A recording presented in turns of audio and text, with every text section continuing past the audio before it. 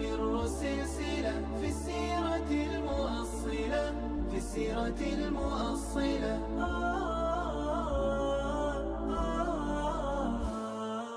الحمد للہ رب العالمین والصلاة والسلام علی سید المرسلین وعلی آلہ وصحبہ اجمعین۔ غزوات النبی سیریز کے اگلے ایپیسوڈ کے ساتھ حاضر خدمت ہیں، جس میں ہم غزوہ خیبر کا پس منظر اور اس کے اسباب کے بارے میں بات کریں گے۔ غزوہ خیبر اللہ کے نبی صلی اللہ علیہ وسلم کی یہود کے ساتھ جنگ تھی، جس کے بعد جزیرہ عرب میں یہود کا تسلط ختم ہو گیا۔ لیکن اس غزوہ سے پہلے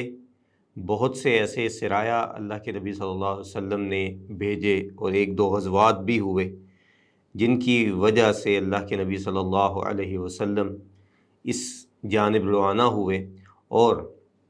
اس کے ساتھ ساتھ صلح حدیبیہ کے بعد اب اللہ کے نبی صلی اللہ علیہ وسلم کے سامنے جو بڑے تین دشمن تھے، ان میں سے ایک الگ ہو چکا تھا، یعنی کہ قریش مکہ۔ اب دو باقی تھے، بنو غطفان اور یہود۔ اور بنو غطفان اور یہود مدینہ کے ایک ہی جانب یعنی کہ شمال کی جانب رہائش پذیر تھے۔ اللہ کے نبی صلی اللہ علیہ وسلم نے اس جنگ سے پہلے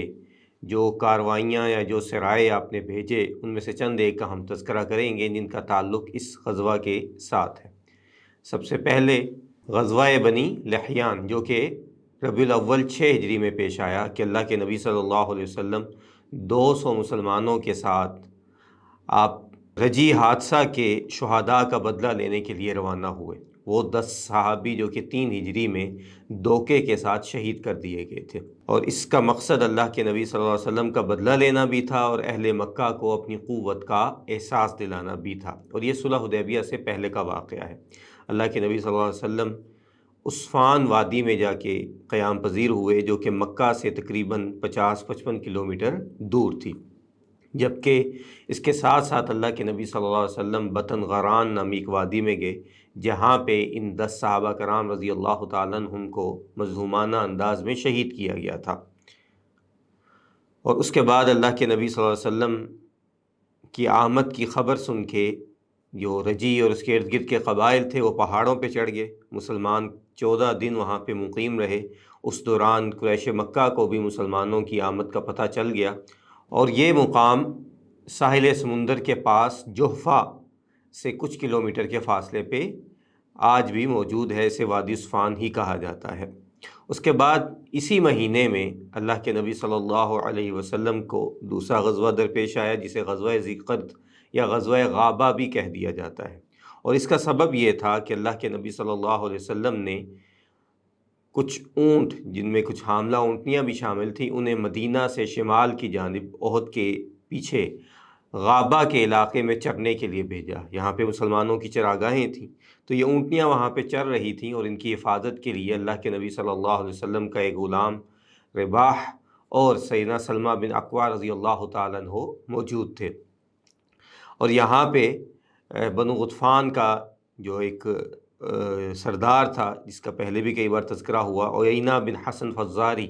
وہ اپنے لوگوں کے ساتھ آیا، چونکہ ان کا کام ہی لوٹ مار اور قافلوں کو روکنا اور اس طرح کا کام تھا، تو اس نے آ کے ان اونٹوں کو ہانکا اور لے کے جانے لگا۔ نبی کریم صلی اللہ علیہ وسلم کے غلام نے سیدنا سلمہ بن اکوع کو اطلاع دی، تو انہوں نے گھوڑا جو ہے ان کو دیا، کہا کہ آپ جا کے مدینہ میں اطلاع دیں، میں ان کا پیچھا کرتا ہوں۔ سلمہ بن اکوع رضی اللہ تعالیٰ عنہ بڑے بہادر اور تیز ترار قسم کے دوڑنے والے تھے، حتیٰ کہ کہا جاتا ہے کہ وہ شہ سوار سے بھی زیادہ تیز دوڑتے تھے، یعنی گھڑ سوار سے بھی زیادہ۔ تو وہ اب ان کے پیچھے پیچھے دوڑ پڑے، اور وہ ان کو پتھر مارتے، ساتھ تیر پھینکتے، اور جب وہ حملہ کرتے تو اوٹ میں ہو جاتے۔ اس طرح کرتے کرتے انہوں نے ان سے مسلمانوں کے سارے اونٹ جو ہیں وہ چھڑوا لیے، اور پھر بھی ان کا پیچھا کرتے رہے، یہاں تک کہ ان لوگوں نے اپنی چادریں اور اپنا کچھ اسلحہ، نیزے وغیرہ اور تلواریں جو ہیں وہ بھی چھوڑ دیں۔ اور اسی دوران اللہ کے نبی صلی اللہ علیہ وسلم بھی اپنے کچھ سواروں کے ساتھ، جن کی تعداد 200 سے 300 کے درمیان تھی، اس جگہ تک پہنچ گئے، اور اللہ کے نبی صلی اللہ علیہ وسلم نے سلمہ بن اکوع رضی اللہ تعالیٰ عنہ کی تعریف کی، تو کہنے لگے کہ اللہ کے نبی، اگر میرے ساتھ 100 آدمی ہوں تو میں ان پہ قابو پا لوں گا۔ تو اللہ کے نبی صلی اللہ علیہ وسلم نے ان کو کہا کہ اب آپ صبر سے کام لیجئے۔ تو یہ علاقہ بھی خیبر کی سمت میں شمال میں واقع تھا، اور مسلمانوں نے جہاں تک ان کا پیچھا کیا وہ وادی ذی قرد تھی جو کہ خیبر کے نواح میں واقع ہے، جبکہ غابہ جو ہے یہ مدینہ کے نواح میں شمال کی جانب واقع ہے۔ اس کے بعد اسی طرح اللہ کے نبی صلی اللہ علیہ وسلم نے باقی جو اعرابی قبائل تھے ان کو قابو کرنے کے لیے بھی سیدنا زید بن حارثہ رضی اللہ تعالیٰ عنہ کو کچھ ماہ کے اندر اندر مختلف جگہوں پہ بھیجا، جن میں سریہ بنو سلیم، یہ لوگ جو ہے مدینہ پہ کی چراگاہوں پہ حملہ کرنا چاہتے تھے ان کی طرف، اور سریہ وادی القریٰ کہ یہ بھی فزارہ قبیلہ کے ایک فرع تھی بنو بدر، اس سے تعلق رکھتے تھے، ان کی سرکوبی کے لیے بھیجا۔ اسی طرح خیبر کے نواح میں فدق کا علاقہ تھا جو بعد میں فتح بھی ہوا، تو وہاں پہ قبیلہ تھا جس کا نام بنو سعد بن بکر تھا، اور یہ بھی اعرابی قبائل میں سے ایک تھا۔ تو اللہ کے نبی کو اطلاع ملی کہ یہ لوگ یہود کی مدد کے لیے اکٹھے ہو رہے ہیں، تو اللہ کے نبی صلی اللہ علیہ وسلم نے سیدنا علی رضی اللہ تعالیٰ عنہ کو 100 سواروں کی مدد سے بھیجا، اور وہ وہاں پہ گئے تو یہ لوگ بھی یہاں سے منتشر ہو گئے، اور سیدنا علی رضی اللہ تعالیٰ عنہ ان کی بکریاں وغیرہ ہانک کے مدینہ میں واپس آ گئے۔ اس کے بعد اب یہ کچھ نواحی یا ارد گرد کے علاقوں کے خبریں تھیں۔ اس کے بعد اللہ کے نبی صلی اللہ علیہ وسلم نے خیبر کے اندر، چونکہ یہاں پہ بنو نضیر جو ہے وہ مدینہ سے نکل کے آباد ہوئے تھے، اور خیبر کے اندر ہی پہلے سے بھی یہود آباد تھے، اور جیسا کہ ہم پہلی ویڈیوز میں تذکرہ کر چکے کہ خیبر کا علاقہ ان علاقوں میں سے ایک تھا جہاں پہ یہود آ کے اس لیے آباد ہوئے کہ یہ حرے کا علاقہ ہے اور یہاں پہ کھجوروں کے باغات ہیں، تو یہاں پہ اللہ کے آخری نبی مبعوث ہو سکتے ہیں۔ تو خیبر میں جو یہود موجود تھے انہوں نے بنو نذیر کو جو ہے وہ خوش آمدید کہا اور اپنی سرداری وغیرہ ان کو سونپ دی، اور خیبر جو ہے یہ قلعہ بند علاقہ تھا، اس کے ارد گرد کئی چھوٹے چھوٹے قلعے تھے، اور ان سب پہ یہود کا ہی قبضہ تھا زیادہ تر، اور اسی علاقے کے قریب ہی بنو غطفان بھی آباد تھے جو کہ مسلمانوں کا تیسرا بڑا گروہ تھا دشمنی کے لحاظ سے۔ تو بنو نذیر نے چونکہ قریش مکہ کو جنگ کے لیے ابھارا تھا، سارے مشرکین کو اکٹھا کیا تھا، اور اس کے ساتھ ساتھ مسلمانوں کے خلاف انہوں نے پہلے بھی کوششیں کی، اور اب بھی وہ چاہتے تھے کہ کسی طریقے سے اللہ کے نبی صلی اللہ علیہ وسلم اور مسلمانوں کو نقصان پہنچایا جائے۔ اس لیے اللہ کے نبی صلی اللہ علیہ وسلم نے سب سے پہلے رمضان 6 ہجری میں خیبر کی طرف سیدنا عبداللہ بن عتیق رضی اللہ تعالیٰ عنہ کو بھیجا، اور ان کا مقصد یہ تھا کہ ان کے سردار سلام بن ابی الحقیق کو جو ہے وہ قتل کر دیا جائے۔ تو یہ لوگ دھوکے سے خیبر کے اندر داخل ہوئے، کیونکہ وہ قلعوں والا علاقہ تھا، تو یہ کسی طریقے سے وہاں پہ داخل ہو گئے، اور اس کے گھر میں عبداللہ بن عتیق رضی اللہ تعالیٰ عنہ خود اندھیرے کے اندر چھپ کے چلے گئے، اور اس کے ذاتی کمرے میں جہاں پہ اندھیرا ہو چکا تھا وہ گھس گئے، اور انہوں نے اس کو آواز دی تو وہ گھبرا گیا ایک دم، اور سیدنا عبداللہ بن عتیق نے یہ کیا کہ اس کے جب قلعہ نما گھر میں جب داخل ہوئے تو ہر دروازے کو اندر سے بند کرتے گئے تاکہ اس کی مدد کو کوئی نہ پہنچے۔ تو اس نے بآواز بلند کہا کہ تم کون ہو، یعنی کہ اس طرح میرے گھر کے اندر تک کیسے پہنچ گئے؟ تو سیدنا عبداللہ کو اس سے دوبارہ اندازہ ہو گیا، اور اس کو گھسیٹ کے کمرے سے باہر لے آئے، اور اس کے اوپر بیٹھ کے تلوار جو ہے اس کے پیٹ کے اندر گھسا دی اور اس کو ہلاک کر دیا۔ اس کے بعد عبداللہ بن عتیق کہتے ہیں کہ میں نے یہ دیکھنے کے لیے کہ آیا یہ واقعہ ہی مر گیا ہے کہ نہیں، صبح تک کا انتظار کیا، اور صبح جب ہوئی تو قلعے کے اوپر اعلان کرنے والے نے اعلان کیا کہ سلام بن ابی الحقیق کو قتل کر دیا گیا ہے، تو اس کے بعد میں اس قلعے سے نکل آیا۔ اس کے بعد اسی طرح اس کے بعد یہود نے جس کو سردار بنایا وہ اسیر بن زارم تھا، تو اس کے قتل کے لیے اللہ کے نبی صلی اللہ علیہ وسلم نے عبداللہ بن رواحہ کو روانہ کیا، ان کے ساتھ 30 افراد تھے، اور یہ شوال 6 ہجری کا واقعہ ہے۔ تو عبداللہ بن ابی رواحہ ان کے علاقے میں پہنچے، اس کے قلعے میں، اور اس نے کہا کہ میں امن چاہتا ہوں، تو انہوں نے یہ اور اس کے ساتھ اس کے 30 ساتھیوں کو اپنے ساتھ لیا، اور ہر ایک مسلمان کے ساتھ ایک یہودی موجود تھا۔ تو رستے میں ان لوگوں نے بدعہدی کی کوشش کی، تو مسلمانوں نے ان سب کے سب لوگوں کو قتل کر دیا، ان کی بدعہدی کی وجہ سے اس طرح اس کا بھی خاتمہ ہو گیا۔ اب اہل خیبر کی سرداری جو ہے وہ کنانہ بن ابی الحقیق کے ہاتھ میں آ گئی۔ تو منافقین مدینہ نے جب اللہ کے نبی صلی اللہ علیہ وسلم نے جہاد کا اعلان کیا تو انہوں نے خیبر والوں کو اطلاع دے دی۔ اللہ کے نبی نے اعلان کیا کہ ہمارے ساتھ وہی جائے گا جو جہاد کرنے میں سچا ہے، اور بعض روایات کے مطابق اللہ کے نبی نے صرف ان کو اجازت دی جو کہ صلح حدیبیہ میں شریک ہوئے تھے، یعنی کہ 1400 سے 1500 کے قریب صحابہ کرام رضی اللہ تعالی عنہم۔ اور یہ محرم 7 ہجری کا واقعہ ہے، جیسا کہ ابن اسحاق اور باقی مورخین نے لکھا ہے، اگرچہ امام مالک و امام زہری کا قول یہ ہے کہ یہ 6 ہجری محرم کا واقعہ ہے، لیکن اس کے بارے میں مہدی رزق اللہ نے وضاحت کی ہے کہ اس وقت بعض لوگوں کے ہاں ہجری کا سال اللہ کے نبی کے ہجرت کے اگلے سال جب پورا سال شروع ہوتا ہے اس سے تھا، اس لیے یہ تاریخ کا اختلاف ہے۔ تو خیبر کا علاقہ مدینہ سے شمال کی جانب تقریباً 150 سے 160 کلومیٹر کے فاصلے پر واقع ہے، اور ابھی بھی یہ علاقہ آباد ہے اور ابھی بھی کھجوروں کے حوالے سے معروف ہے۔ اور یہ جیسا کہ میں بتا چکا کہ قلعہ بند علاقہ تھا، اس میں کئی مشہور قلعے تھے، اور جو تاریخی مصادر سے ہمیں پتہ چلتا ہے تو اس علاقے کو 2 علاقوں میں، وادیوں میں تقسیم کیا گیا تھا۔ پہلی وادی نقات تھی جو کہ 3 قلعوں پہ مشتمل تھی، جس کو حسن ناعم، حسن قموس، اور یہ سب سے بڑا قلعہ تھا، اور پھر اس کے بعد حسن شق کہتے تھے۔ اس کے بعد دوسری وادی تھی جس کے اندر مزید قلعات جات تھے، اور یہ وادی القطیبہ کہلاتی تھی، اور اس کے اندر حسن نزار، حسن زبیر، حسن ابی اور حسن صعب بن معاذ یہ قلعہ جات شامل تھے۔ اللہ کے نبی صلی اللہ علیہ وسلم جب مدینہ سے روانہ ہوئے تو آپ صلی اللہ علیہ وسلم نے سبع بن ارفطہ رضی اللہ تعالیٰ عنہ کو مدینہ کا نگران بنایا، اور یہ خیبر کی فتح کی خوشخبری مسلمانوں کو سورۃ الفتح میں پہلے سے دے دی گئی تھی،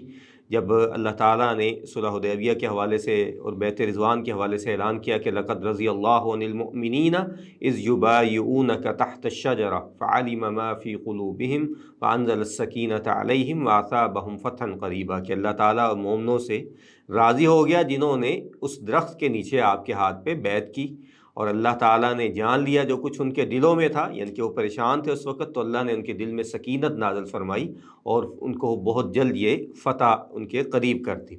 اور پھر اللہ تعالیٰ نے فرمایا کہ وَمَغَانِمَ كَثِيرَةٌ يَأْخُذُونَهَا وَكَانَ اللَّهُ عَزِيزًا حَكِيمًا، تو اللہ تعالیٰ نے کہا کہ ان کے لیے بہت سے مغانم، بہت سے غنائم ہیں، بہت سا مال ہے، مال غنیمت کا، ٹھیک ہے، جو ان کو ملے گا، اور اللہ تعالیٰ اس پہ غالب ہے، حکمت والا ہے۔ تو یہ صلح حدیبیہ کا جیسے کہ مفسرین نے لکھا کہ اشارہ تھا، اور اس کے بعد کہا کہ وعدکم اللہ مغانم کثیرہ، اللہ نے تم سے بہت سے مال غنیمت کا وعدہ بھی کیا ہے، تأخذونہا جو تم لوگے، فعجل لکم ہذہ، اور اللہ نے یہ تمہارے قریب کر دیا۔ تو یہ مورخین کے نزدیک خیبر کے یہودیوں کے حوالے سے تھا، کیونکہ یہ بڑی زرخیز زمینیں تھیں، اور پھل وغیرہ اور جناس کے حوالے سے اور پانی کے حوالے سے یہ علاقہ بڑا زرخیز تھا۔ اور کہا کہ وَكَفَّ أَيْدِيَ النَّاسِ عَنْكُمْ، اور لوگوں کا ہاتھ تم پہ روک دیا، یعنی کہ باقی دشمن جو ہیں وہ اب تم سے پیچھے ہٹ گئے تو تم نے ان کے اوپر جو ہے وہ حملہ کر دیا۔ وَلِتَكُونَ آیَةً لِّلْمُؤْمِنِينَ وَيَهْدِيَكُمْ صِرَاطًا مُسْتَقِيمًا، اور یہ مومنوں کے لیے اللہ نے ایک نشانی رکھ دی اس میں، اور تاکہ وہ سیدھے رستے کی طرف تم ہدایت پا سکو۔ اس کے بعد کہا کہ وَأُخْرَىٰ لَمْ تَقْدِرُوا عَلَيْهَا قَدْ أَحَاطَ اللَّهُ بِهَا، اس کے علاوہ بھی اللہ نے تمہیں بہت سے جو ہے وہ فتوحات نصیب کرنی ہے جن کا تمہیں نہیں پتہ، لیکن اللہ تعالیٰ اس کو جانتا ہے، اور اللہ اس پہ قادر ہے۔ وَكَانَ اللَّهُ عَلَىٰ كُلِّ شَيْءٍ قَدِيرًا، تو یہ اس کے بعد کی فتوحات جو مسلمانوں کے لیے جہاد کے رستے کھل گئے اس کی طرف اشارہ تھا۔ اللہ کے نبی صلی اللہ علیہ وسلم جب روانہ ہوئے تو آپ صلی اللہ علیہ وسلم نے 2 اپنے ساتھ گائیڈ رکھے جو رستہ بتا سکیں، اور آپ کا مقصد یہ تھا کیونکہ غطفان اور خیبر کے لوگ قریب قریب رہتے تھے، اور ان کو جب یہ پتہ چلا کہ مسلمان ان پہ حملہ کرنے والے ہیں، جو عبداللہ بن ابی نے ان تک اطلاع پہنچائی، تو کنانہ بن ابی الحقیق جو تھا ان کا سردار، اور حوزہ بن قیس، تو یہ لوگ جو ہیں وہ